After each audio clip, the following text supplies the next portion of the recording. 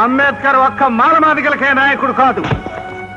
కమ్మకి, కాపుకి, రెడ్డికి, ఎట్టికి, యానాదికి, హిందువుకి, ముస్లింకి, క్రైస్తవుడికి మనసున్న ప్రతి వారికి నాయకుడు అంబేద్కర్. భారతదేశానికే నాయకుడు. అలాంటి గొప్ప నాయకుడిని కులం రంగు పులిమి దళితులకు మాత్రమే పరిమితం చేశారు. Shame shame on your part, shame on our democracy, shame on hour constitutional policy. Ambedkar కి చెప్పుల దండ వేయటానికి దళిత రాజ్య స్థాపనకి ఏమిటా సంబంధం?